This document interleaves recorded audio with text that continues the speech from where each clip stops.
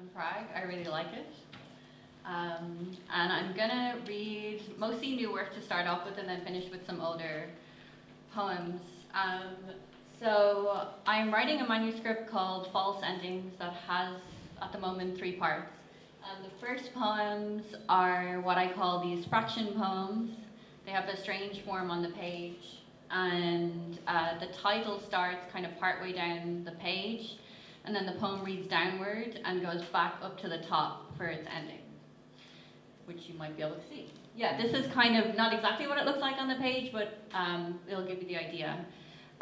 So I started writing these poems because my mom was very sick and she had terminal cancer and she died. And I was trying to respond to that on the page and trying to figure out a way that I could get the form of the poem to reflect some of what I was feeling, which was a kind of a disorientation. So I wanted the reading experience to be a little bit inaccessible in the beginning, where you have to kind of orient yourself to the page. But after you see several poems in train, you start to adapt and you kind of teach yourself how to read them. So this is Dreams of Our Parents Under Bridges. I buy peonies on Grafton Street, hoping they will conjure her into my living room, that she might join me on the couch, make me a gin and tonic, and ask about my life. I love seeing the flowers, but they don't tell me anything. There's no answers in the petals, no matter how I snip the ends, replenish the water. I think about what she would tell me, but the advice is conflicting. She instructs me both to hold on to what I have and to leave everything behind. At first, when I dreamt of her, I followed her around the house, begging to take care of her. She kept swatting me away, telling me to live my own life. Now I think of her at 40 and what she chose, which most nights was to hit a tennis ball as hard as she could, go to the pub after with the men, and wake me for school in the mornings.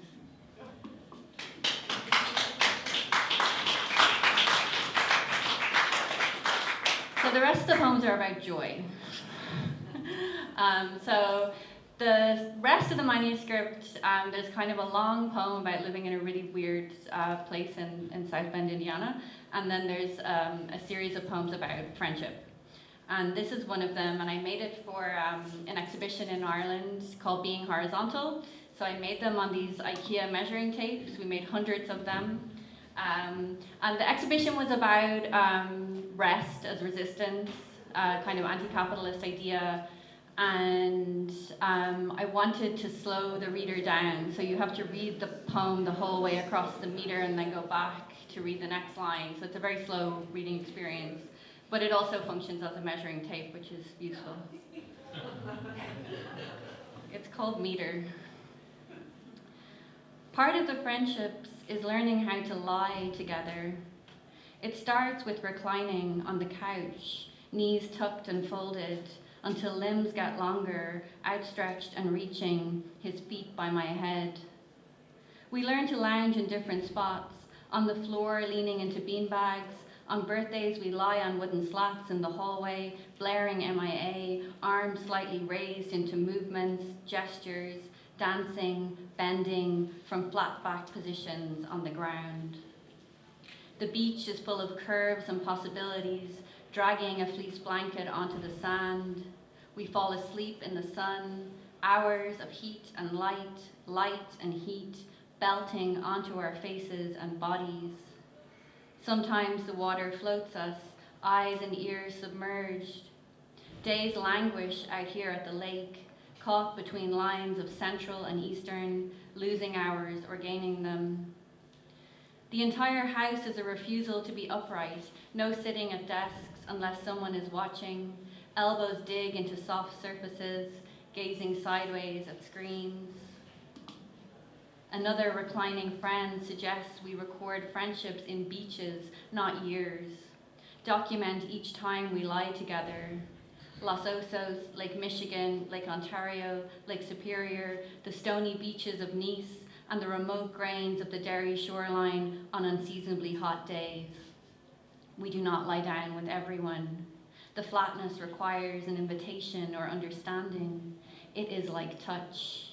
When we peel off layers and collapse, listening, listening, listening, listening, listening to the waves and our breath and the waves, to the sound of each other napping, the creak of the sand under our bodies. How we have figured out a way not to be in the world, how our world becomes a tiny triangle in the sand, how we embrace its limits, how we dare the beach security to stop us. And now how, when we lie together, my knees drop all the way to the earth, shoulders nestle downward. We speak words into the air above us like our own small cloud of vapor and feeling, and how hard and cruel it feels to ease to our knees, grab the four corners of our world, bundle it up, and return upright to the car and the road signs, the highway, the gas pumps, the water towers, the 3 crucifixes in the cornfields, and the corn. Stand to attention flagpoles and phone posts. Stand to attention traffic lights and trees. Stand to attention, O upright world. Or drop to your knees, then ankles. The sand is cold.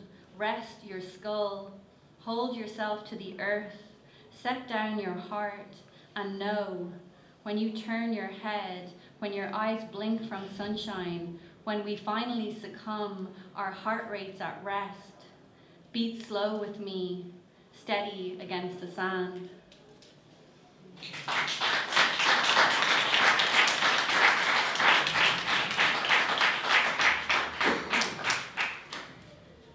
Aurora Borealis, on missing the Northern Lights.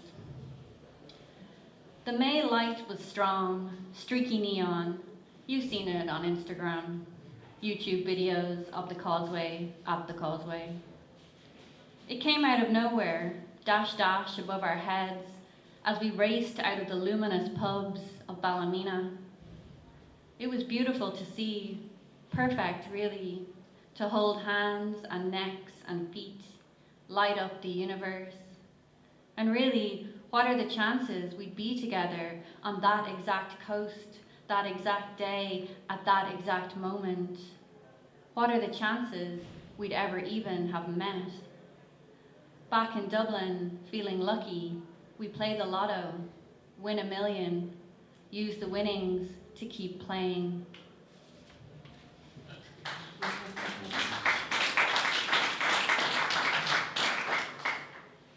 The French for Moon. At the valet entrance of the Los Angeles Athletics Club, his stomach lifts and falls against mine. We hug for a long time, under a canopy. So long the valet calls several cars, groups glide by us. My view over his shoulder, a small shrub climbing towards the first floor, 2-way window, double doors. His view, tiny particles of dust from roadworks, threads of tires pulling up, the valet's hair as it grows. We break and say some shit. I send him to swim, hug again, call back love to each other. When I considered staying, he said about retrograde, and I knew what he meant. In the dark hours in Paris, I wake bolt upright from a nightmare. 9 hours behind, he writes back immediately, blue super moon.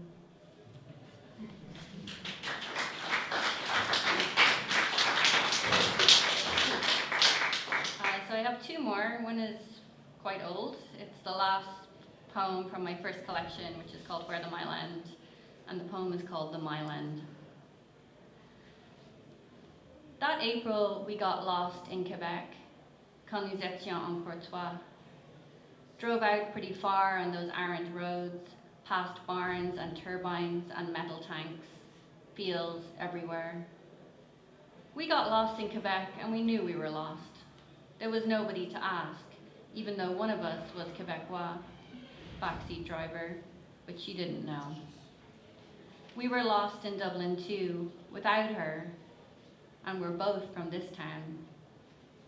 There was something about that car trip, or am I thinking of Vermont, when we ran into her by chance in the middle of a snowstorm in Burlington. Remember, that basketball team were staying at the hotel, the pool brimming with tall men, and snow all around, digging the car out, turning tires inward or against, or I can't remember how to drive in snow. We roamed around Quebec a few more times together, a little less lost. I should go for heat next time, but the bugs. And if I'm alone, can't call a neighbor to kill spiders. Maybe I can live in a new build, a sealed off apartment, maybe even one where the windows don't open, a capsule, and all the channels on the TV. And when Super Bowl Sunday comes, I can have people around for beer and party mix, and I'll call home, tell them about the ads. Recycle the bottles, walk to the store, clean up, read, watch Sex and the City, wash the dishes, probably only 2 plates and a roll-up mattress. Shop wherever is on the bus route, avoid buying books, find the best phone plan, breathe in the coalescent air, and think about how grossly welcome I am there. I did actually have to get someone to kill a spider for me in the hotel last night. It's real, and that was not even planned. It was just a wonderful coincidence. They were very understanding. I was touched. It was a crisis for me. So I'm going to finish with a poem from my book that I made with the National Library a couple of years ago. It's about how women from the revolutionary period, which were absolutely integral to Irish independence, became kind of written out of the historical narratives. And one of the main figures in the book is Elizabeth O'Farrell, and you're going to hear about her in this poem. And she was a person who was nominated to give the surrender to the British Army, the initial surrender on Moore Street in the centre of Dublin, and then all around Dublin to all the various garrisons. And you can see here, this is a photograph of the surrender. The British soldiers are on the right. Pearse is in the foreground, one of the signatories of the proclamation. And you can see just behind Pearse, you can see O'Farrell's feet, the end of her dress, her coat. So she went to the barrier first to hand in the surrender. And subsequently, the next photograph was what was published in the newspaper, The Daily Sketch. We're building anticipation here.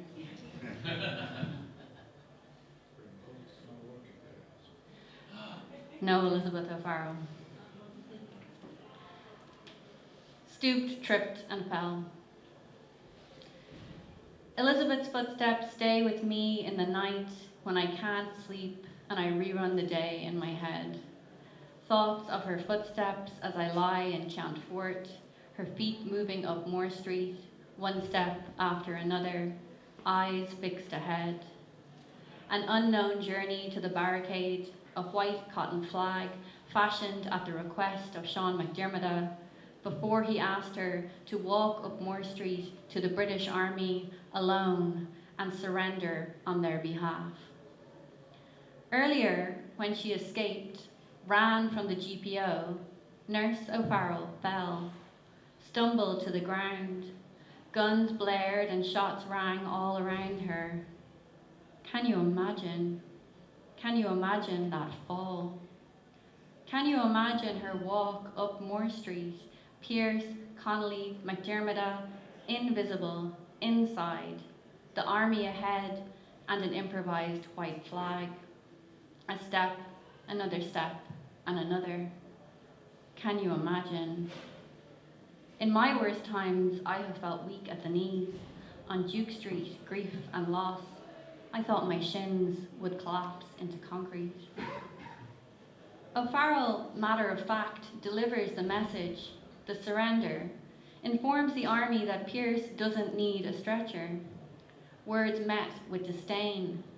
You think because you are a woman, you can say what you want. What Ireland were they living in? She holds her ground, unperturbed, and when she returns from her task 1 minute late, 1 minute, somehow she gets the British generals to set their watches to hers. At times she is blindfolded on her mission to spread the word. On Westland Row, she sets off to find De Valera on foot, no escort, step by step, through the firing line of Butt Bridge, startled when a man half a yard behind her collapses, shot. Elizabeth keeps walking. All over the city, to all manner of men, she is robbed by the British, stripped and searched, thrown in a cell with Maloney and French Mullen, lined up with prisoners, marched to Richmond Barracks by an armed guard. Step after step after step. Can you imagine? And somehow, in the end, she frees herself with explanations, retrieves the stolen money, and demands an apology from Brigadier General Lowe, who protests the questioning of his honor. It is up to you to uphold it, she says. Can you imagine her speaking those words, turning on her heel, the reclaimed coins jingling in her pocket as she strides away? Only to have those very legs removed from evidence, her image erased, the emissary who fabricated the white flag, the only person brave enough to walk up Moore Street alone, caused to vanish into the thin air of history.